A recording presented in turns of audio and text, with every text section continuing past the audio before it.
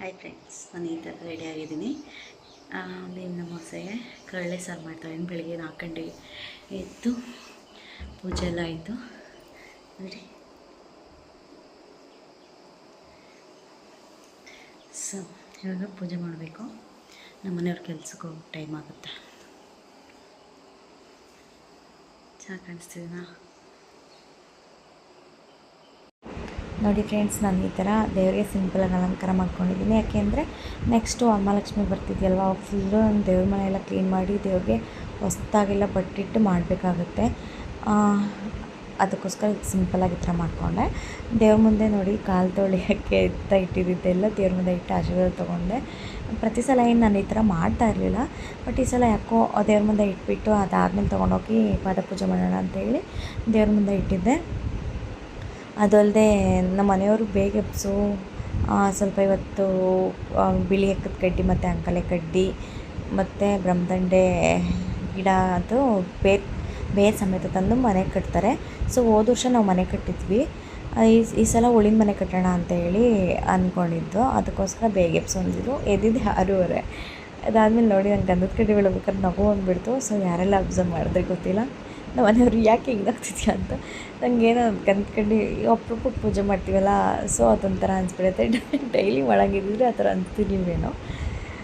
ಅದಾದಮೇಲೆ ನಮ್ಮ ಮನೆಯವ್ರಿಗೆ ಆಶೀರ್ವಾದ ತೊಗೊಂಡು ಏನು ಕೊಟ್ಟರು ಅಂದರೆ 500 ರೂಪೀಸ್ ಕೊಟ್ಟರು.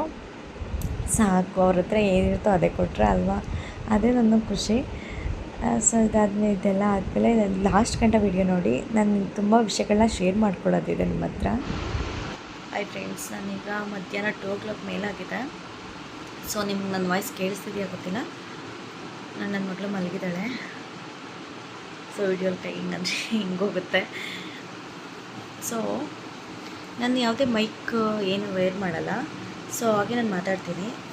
ಸ್ವಲ್ಪ ಜನ ಕಂಪ್ಲೇಂಟ್ ಇದೆ ನಾನು ಮಾತಾಡೋದು ಕೇಳಿಸಲ್ಲ ಅಂತೇಳಿ. ಸೊ ಅದು ನನ್ನ ಮಿಸ್ಟೇಕ್ ಅಲ್ಲ. ಸೊ ಮೈಕ್ ವೇರ್ ಮಾಡೋಲ್ಲ, ಅದ್ರ ಮಿಸ್ಟೇಕು.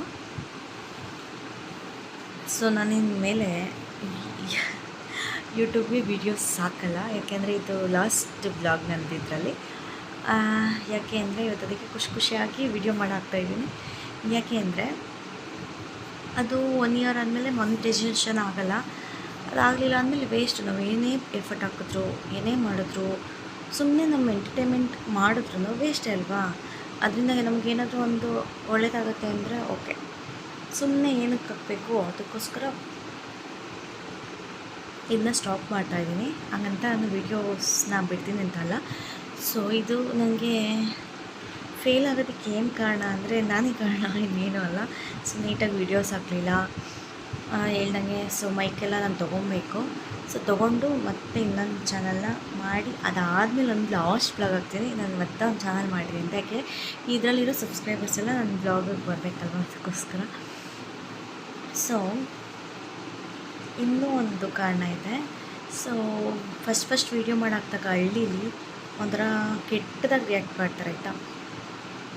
ಈ ಹಳ್ಳಿ ಸೈಡಲ್ಲಿ ತುಂಬ ಕೆಟ್ಟದಾಗಿ ರಿಯಾಕ್ಟ್ ಮಾಡ್ತಾರೆ. ಏನಂತ ಅಂದರೆ ಅದೇನೋ ಒಂಥರ ನಮ್ಮಲ್ಲೂ ಅದೇ ಥರ ಇದ್ದಾರೆ, ಓ ನಿಮ್ಮಲ್ಲೂ ಹಿಂಗೇನಾ ಆ ಥರ ಹೇಳೋ ಥರನೂ ಇದ್ದಾರೆ. ಅದಕ್ಕೋಸ್ಕರ ಅದೊಂದು ಸ್ಟಾರ್ಟಿಂಗ್ ಬಿಗಿನಿಂಗಲ್ಲಿ ನನಗೆ ಯೂಟ್ಯೂಬ್ ಮಾಡಿದಾಗ ಸ್ವಲ್ಪ ಅದು ಆ ಥರ ವಿಷಯಗಳಾಗಿ ನಮ್ಮ ಮನೇಲಿ ಸ್ವಲ್ಪ ಕಿರಿಕಿರಿ ಆಗಿತ್ತು ಇದೆ. ಆವಾಗ ನಂಗೆ ಸ್ವಲ್ಪ ಬೇಜಾರಾಯಿತು. ಬೇಜಾರಾದಮೇಲೆ ನನಗೆ ಯಾರಾದರೂ ಬಂದರೂ ಸಾಕು ಮಾತಾಡೋದಕ್ಕೂ ಇನ್ನು ಅದನ್ನು ಯಾವ ಥರ ತಗೋತಾರೋ ಅಂತ ನನ್ನ ಆಲ್ಮೋಸ್ಟ್ ಬ್ಲಾಗಲ್ಲಿ ನಾನು, ನನ್ನ ಮಗಳು, ನನ್ನ ಗಂಡ ಅವರಿಗೆ ಅಷ್ಟೇ ಇದ್ದೀವಿ. ಅಷ್ಟು ಬಿಟ್ಟರೆ ನಾನು ಇನ್ಯಾರನ್ನೂ ಅಷ್ಟೊಂದಾಗಿ ತೋರಿಸೂ ಇಲ್ಲ. ಸೊ ಇನ್ನು ಮುಂದೆ ಹಾಗಾಗಲ್ಲ. ಸೊ ಇದು ನಮ್ಮ ಲೈಫು, ನಮ್ಮ ಇಷ್ಟ ಬಂದಂಗೆ ಇರಬೇಕು ಹೊರತು ಬೇರೆಯವ್ರ ಇಷ್ಟ ಬಂದಂಗಲ್ಲ. ಸೊ ಅದಕ್ಕೆ ನಾನು ಅದನ್ನು ಡೈಲಿ ಮಾಡಾಕೋದು ಇರಲಿಲ್ಲ, ಏನೂ ಇಲ್ಲ, ಬಿಟ್ಬಿಟ್ಟಿದೆ ಅದನ್ನು. ಸೊ ಹೆಂಗನಾಗಲಿ ಅಂತ ವೀಡಿಯೋ ಬಿಟ್ಬಿಟ್ಟಿದೆ. ಸ್ವಲ್ಪ ಫ್ಯಾನ್ ಹಾಕಿದ್ದೀನಿ. ನನ್ನ ವಾಯ್ಸ್ ಕ್ಲಿಯರ್ ಕೇಳಿಸ್ತಾ ಇಲ್ಲ ಗೊತ್ತಿಲ್ಲ. ಯಾಕೆ ಅಂದರೆ ಕಿಟಕಿ ಓಪನ್ ಇಟ್ಟಿದ್ದೆ, ಗಾಳಿ ಫ್ರೆಶ್ ಬರಲಿ ಅಂತ. ನನಗೆ ಸ್ವಲ್ಪ ಹುಷಾರಿಲ್ಲ, ಅವಳಿಗೆ ಥ್ರೋಟ್ ಇನ್ಫೆಕ್ಷನ್ ಆಗಿದೆ. ಅದಕ್ಕೋಸ್ಕರ ಸ್ವಲ್ಪ ಫ್ರೆಶ್ ಗಾಳಿ ಬರಲಿ, ಚೆನ್ನಾಗಿದೆ ಮಾಡ್ತಾಳ ಅಂತ ಬಿಟ್ಟಿದ್ದೆ. ಯಾವುದೋ ಒಂದು ಬರ್ಡ್ ಬಂದ್ಬಿಟ್ಟು ನಮ್ಮ ರೂಮ್ ಪಕ್ಕದಲ್ಲೇ ಒಂದು ಪಪ್ಪಾಯ ಗಿಡ ಇದೆ, ತೋರಿಸ್ತೀನಿ ನೋಡಿ. ಇದೇ ಪಪ್ಪಾಯ ಗಿಡ, ಅದು ಸ್ವಲ್ಪ ಕಾಣಿಸ್ತಿದೆ. ಆ ಪಪ್ಪಾಯ ಗಿಡದಲ್ಲಿ ಯಾವುದೋ ಒಂದು ಬರ್ಡ್ ಬಂದ್ಬಿಟ್ಟು ಅದು ಪೇರ್ನ ಕರಿತಾ ಇತ್ತು, ಇಲ್ಲಿ ಊಟ ಸಿಕ್ಕಿದೆ ಬಾಬಾ ಅಂತ. ಅಲ್ಲೊಂದು ಪಪ್ಪಾಯ ಹಣ್ಣಾಗ್ಬಿಟ್ಟಿದೆ, ಅದನ್ನ ಬರ್ಡ್ಸ್ ಎಲ್ಲ ತಿನ್ಕೊಂಡಿದೆ, ಅದಕ್ಕೆ ಅದು ಕರಿತಾ ಇತ್ತು. ಅದು ಫ್ಯಾನ್ ಹಾಕಿರಲಿಲ್ಲ ಆ್ಯಕ್ಚುಲಿ, ಫ್ರೆಶ್ ಗಾಳಿಗೆ ಬರಲಿ ಅಂತ. ಅದು ಕೂಗ್ತಾ ಇರಬೇಕಾದ್ರೇ ಅವಳು ಸ್ವಲ್ಪ ಅಳ್ಗಾಡಿಸ್ತಾ ಇದ್ಲು, ಕೈ ಕಾಲೆಲ್ಲ ಎತ್ಬಿಡ್ತಾಳೆ ಅಂದ್ಬಿಟ್ಟು. ಜ್ವರ ಬೇರೆ ಬಂದಿತ್ತಲ್ಲ, ಚೆನ್ನಾಗಿ ನಿದ್ದೆ ಮಾಡಲಿ ಅಂತ ರೊಟ್ಟಿನೂ ಮೊಸರು ತಿನ್ನಿಸಿದೆ. ಥ್ರೋಟ್ ಇನ್ಫೆಕ್ಷನ್ ಆಗಿರೋದಕ್ಕೆ ಪಾಪ ಏನೂ ನುಂಗೋಕ್ಕಾಗ್ತಾಯಿಲ್ಲ, ಬರೀ ಮೊಸರು ಸಕ್ಕರೆ, ಅದು ಸಿಹಿಯಾಗಿರೋದು. ಬೆಳಗ್ಗೆ ಅವಲಕ್ಕಿ ಸಕ್ಕರೆ ಹಿಂಗೆ ತಿನ್ನಿಸ್ತಾ ಇದ್ದೀನಿ. ಪಾಪ ನುಂಗೋಕ್ಕಾಗ್ತಿಲ್ಲ, ಹಿಂಗೆ ಗಂಟ್ಲು ಇಟ್ಕೊಂಡು ನುಂಗ್ತಾಳೆ, ಅಮ್ಮ ನೀರು ನೀರು ಅಂತಾಳೆ. ಪಾಪ ನನಗೆ ಬೇಜಾರಾಗುತ್ತೆ ಸ್ವಲ್ಪ.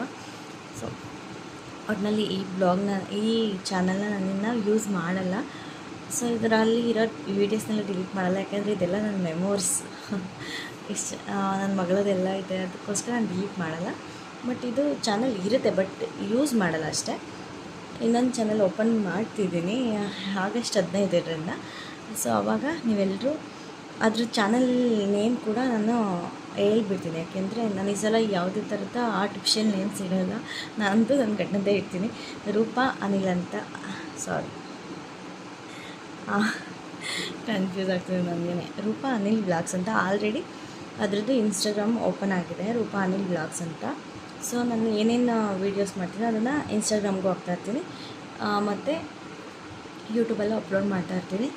ಸೊ ಇನ್ಯಾವತ್ತೂ ನಿಮ್ಗೆ ಆ ಥರ ಬೋರ್ ಮಾಡಲ್ಲ. ಮತ್ತು ವಾಯ್ಸ್ನ ನಾನು ಇಷ್ಟಲ್ಲೇ ಮೈಕ್ ಕೂಡ ತೊಗೊತಾ ಇದ್ದೀನಿ, ದಯವಿಟ್ಟು ಕಂಪ್ಲೇಂಟ್ ಮಾಡಿಬಿಡಿ. ಮತ್ತು ಇನ್ನೂ ಸ್ವಲ್ಪ ಜನ ಮಾತಾಡ್ತೀವಿ ಅಂತ. ಸೊ ಯಾರೇ ಆಗಲಿ ಕ್ಯಾಮ್ರಾ ಮುಂದೆ ನಿಂತ್ಕೊಂಡು ಮಾತಾಡಿದಾಗೆ ಗೊತ್ತಾಗೋದು ಅದು ಎಷ್ಟು ಟಫೆಸ್ಟ್ ಕೆಲಸ ಅಂತ. ಏನು ಸೊ ಏನೇನೋ ಇರುತ್ತೆ, ನಾನು ಒಬ್ಬಳೇ ನಿಂತಿದ್ದಾಗ ಹಿಂಗೆ ಮಾತಾಡ್ಬೇಕು, ಹಂಗೆ ಮಾತಾಡಬೇಕು ಅಂತ ಏನೇನೋ ಇರುತ್ತೆ ಮೈಂಡಲ್ಲಿ. ಕ್ಯಾಮ್ರಾ ಮುಂದೆ ನಿಂತಾಗ ನಂಗೆ ನಿಜವಾಗ್ಲೂ ಅದೆಲ್ಲ ಬ್ಲಾಂಕ್ ಆಗಿಬಿಡುತ್ತೆ, ಏನು ಮಾತಾಡಬೇಕು ಅಂತ. ಹಾಗಾಗಿ ಸೊ ರಿಪೀಟ್ ಮಾಡಿಬಿಟ್ಟಿರ್ತೀನಿ. ಸೊ ಯಾರು ಏನೋ ಅಂದ್ಕೊಳಕ್ಕೆ ಹೋಗಬಾರ್ದು. ಸೊ ಇದರಲ್ಲಿ ನನಗೆ ಪ್ರೀತಿ ಸಿಕ್ಕಿರೋದು ತುಂಬ ಕಡಿಮೆ ನನಗೆ. ಸೊ ಈ ಥರನೇ ನೆಕ್ಸ್ಟ್ ಚಾನಲ್ ಮಾಡಬೇಡಿ ಪ್ಲೀಸ್, ಆಯಿತಾ? ಅದರಲ್ಲಿ ನಂಗೆ ತುಂಬ ಪ್ರೀತಿ ಗಳಿಸ್ಬೇಕು ಅಂತ ಅಂದ್ಕೊಂಡು ರಾಘವೇಂದ್ರ ಸ್ವಾಮಿ ದಯೆಯಿಂದ ಅದನ್ನು ಸ್ಟಾರ್ಟ್ ಮಾಡ್ತಾಯಿದ್ದೀನಿ. ಸೊ ನಿಮ್ಮ ಪ್ರೀತಿ ವಿಶ್ವಾಸ ಎಲ್ಲ ಆ ಚಾನಲ್ ಮೇಲೆ ಇರಲಿ ಅಂತ ಕೇಳ್ಕೊಳ್ತಾ. ಯಾಕೆಂದರೆ ನಂಗೆ ಅದೊಂದು ಆಸೆ, ನನ್ನ ಕನಸು ಯೂಟ್ಯೂಬ್ ಅನ್ನೋದು. ಯಾಕೆಂದ್ರೆ ನಾನು ಎಲ್ಲೂ ಹೋಗಿ ದುಡಿಯೋದಕ್ಕಾಗಲ್ಲ, ನನ್ನ ಯೂಟ್ಯೂಬಿಂದನೇ ಅರ್ನ್ ಮಾಡಬೇಕು, ನನ್ನ ಯೂಟ್ಯೂಬಿಂದ ಏನಾದರೂ ಮಾಡಬೇಕು ಅನ್ನೋದು ನನ್ನ ಮನಸ್ಸಲ್ಲಿ ಒಂದು ಥಾಟ್. ನಿಜನೇ ಹೇಳ್ಬೇಕು, ಯಾಕೆಂದರೆ ಯೂಟ್ಯೂಬು ನಾನು ಸುಮ್ಮನೆ ಶೋಕಿಗೆ ಮಾಡ್ತಾಯಿದ್ದೀನಿ, ನಾನು ಇನ್ನೊಂದಕ್ಕೆ ಮಾಡ್ತಾಯಿದ್ದೀನಿ ಅಂತ ಅಲ್ಲ, ನಾನು ಯೂಟ್ಯೂಬಿಂದ ಅರ್ನ್ ಮಾಡಬೇಕು ಅಂತಲೇ ಯೂಟ್ಯೂಬ್ ಸ್ಟಾರ್ಟ್ ಮಾಡ್ತಾಯಿದ್ದೀನಿ. ಸೊ ಅದು ಫೇಲ್ ಆಯಿತು ಅಂದರೆ ಅದಕ್ಕಿಂತ ಇನ್ನೊಂದು ಚಾನಲ್ನ ಓಪನ್ ಮಾಡ್ತೀನಿ. ಸೊ ಮರಳಿ ಯತ್ನ ಮಾಡು ಅಂತ. ನನ್ನ ಮಗಳು ಸ್ವಲ್ಪ ದೊಡ್ಡವಳಾಗಿರ್ತಾಳೆ, ಅವಳದು ಸ್ವಲ್ಪ ಸಪೋರ್ಟ್ ಇರುತ್ತೆ. ಅಂದರೆ ಈಗ ನಾನು ಒಬ್ಬಳೇ ಅಲ್ವಾ, ಕ್ಯಾಮ್ರಾ ಇಟ್ಕೊಳ್ಳೋರು ಯಾರಿರಲ್ಲ, ಆ ಸ್ಟ್ಯಾಂಡ್ ಇಟ್ಟರೆ ನಾನು ಇದನ್ನೆಲ್ಲ ಹೋಗಿರ್ತೀನಿ, ಆ ಥರ ಒಂದು ಸ್ವಲ್ಪ ಪ್ರಾಬ್ಲಮ್ಸ್ ಆಗುತ್ತೆ. ಓಡಾಡ್ಕೊಂಡು ಮಾಡೋದಕ್ಕೂ ಅದಕ್ಕೂ ನನಗೆ ಸ್ವಲ್ಪ ಪ್ರಾಬ್ಲಮ್ ಅಲ್ವಾ, ಅದೆಲ್ಲ ಯೋಚನೆ ಮಾಡಿ. ಬಟ್ ಈ ಸಲ 15 ದಿನಕ್ಕೊಂದು ಬ್ಲಾಗ್ ಹಾಕಿದ್ರು ಬೇಜಾರಾಗೋ ಥರ ಅಂತೂ ಇರಲ್ಲ. ನೋಡೋಣ ಅದಕ್ಕೆ ನಿಮ್ಮ ಪ್ರೀತಿ ವಿಶ್ವಾಸ ಹೇಗೆ ಸಿಗುತ್ತೆ ಅಂತ. ಇವತ್ತು ಭೀಮ್ ನಮಸ್ತೆ, ಇದು ನನ್ನ ಶ್ರೀಮಂತದಲ್ಲಿ ಬಂದಿದ್ದು ಸ್ಯಾರಿ ಇದೆ, ಫಸ್ಟ್ ಟೈಮ್ ವೇರ್ ಮಾಡಿರೋದು. ಇದು ಮೀಶೋ ಬ್ಲೌಸು, ಸ್ವಲ್ಪ ಲೂಸ್ ಫಿಟ್ಟಿಂಗ್ ಇದೆ ಇದು. ಸೊ ಇವತ್ತು ಹೇಗೆ ಕಾಣಿಸ್ತಿದೆ ಅಂತಲೂ ಹೇಳಿ, ಆಯಿತಾ? ಸೊ ಹೊಸ್ದಾಗಿ ಯಾರಾದರೂ ನಮ್ಮ ಚಾನಲ್ನ ನೋಡ್ತಾ ಇದ್ದರೆ ದಯವಿಟ್ಟು ಇದರಲ್ಲಿ ಸಬ್ಸ್ಕ್ರೈಬ್ ಆಗಿದೆ, ಆಯಿತಾ? ನನ್ನ ಚಾನಲ್ 15ನೇ ತಾರೀಕು ಓಪನ್ ಆಗುತ್ತೆ, ಪ್ಲೀಸ್ ಅವತ್ತೆಲ್ಲ ನೋಡಿ ನಮಗೆ ಸಪೋರ್ಟ್ ಮಾಡಿ, ಆಯಿತಾ? ಸೊ ಅದಕ್ಕೆ ಸ್ವಲ್ಪ ಅದಕ್ಕೆ ಅಂತಲೇ ನಾನೊಂದು ಜಿಮೇಲ್ ಕ್ರಿಯೇಟ್ ಮಾಡಬೇಕು, ಮತ್ತು